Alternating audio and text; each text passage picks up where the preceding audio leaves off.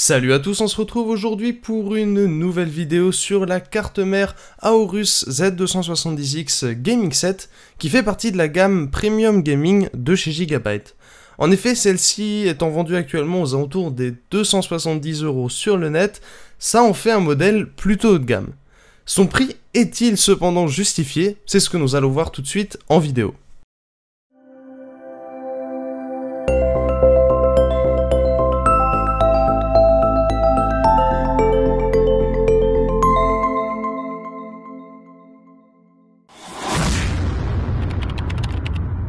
Cette vidéo vous est proposée en partenariat avec Rue du Commerce qui m'a mis à disposition ce produit afin que je puisse vous le présenter.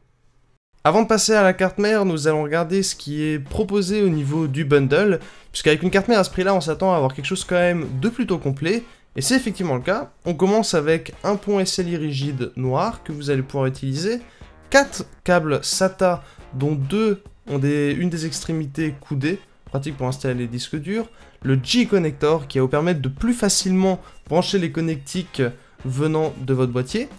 On a ensuite 2 sondes de température qui vont pouvoir être accordées pour vérifier à plusieurs endroits de votre boîtier si tout se passe bien.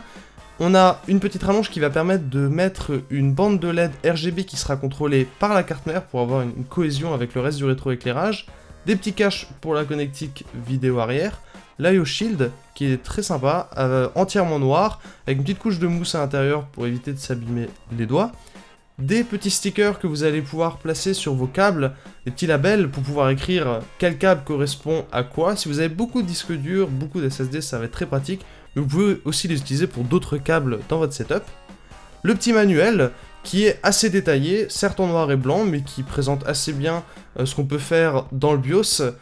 Et pour terminer, très sympa, un petit logo Aorus que vous allez pouvoir fièrement apposer sur votre boîtier. Passons aux choses sérieuses avec la carte mère en elle-même, qui comme vous pouvez le voir arbore un très beau thème noir et blanc, avec des petites touches brillantes en alu, un PCB noir mat évidemment.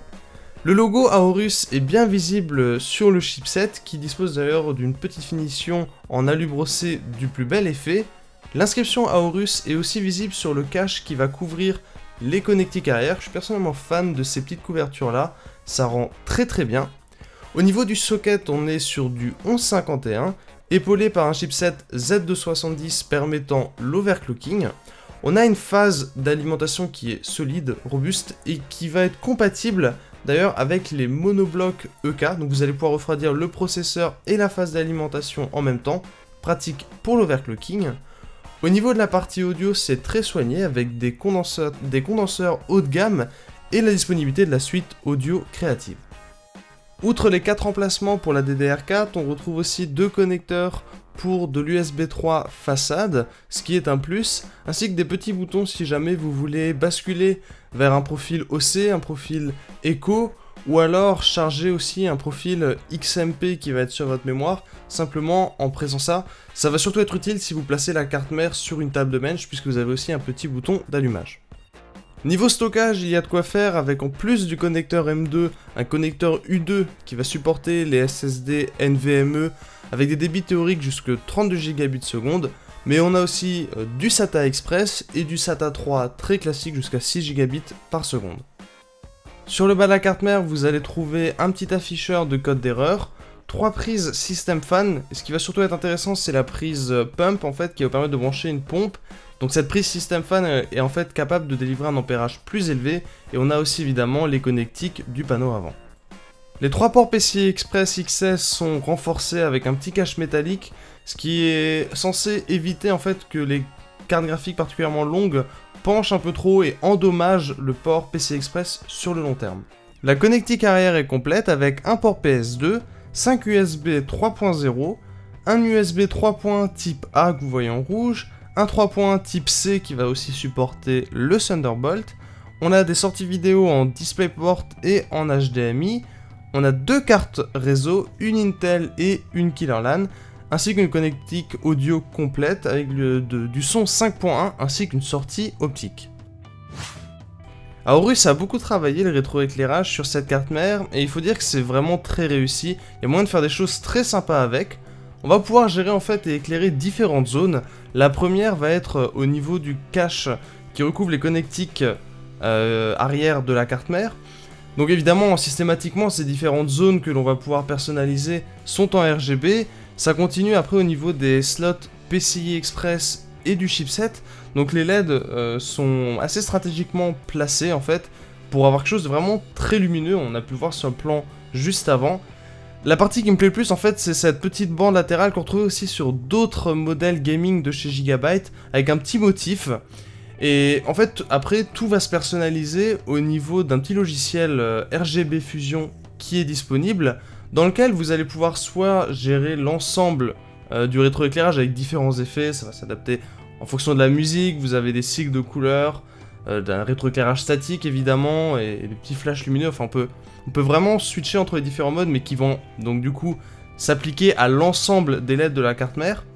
Vous avez aussi un mode random d'ailleurs qui fait des choses assez surprenantes, mais là où vous allez pouvoir peaufiner un petit peu la chose, c'est déjà dans la partie basique avec le mode intelligent qui va adapter la couleur en fonction de l'utilisation du CPU.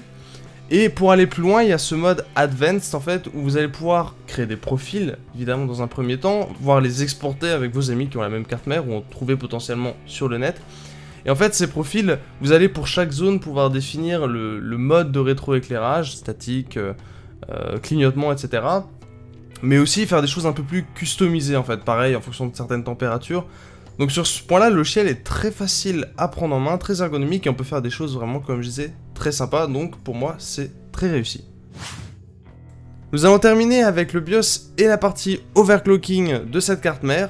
Alors ne vous fiez pas aux apparences, malgré son look un petit peu basique et simpliste, ce BIOS est extrêmement complet et on a accès à énormément de réglages. Vous avez tous les menus nécessaires.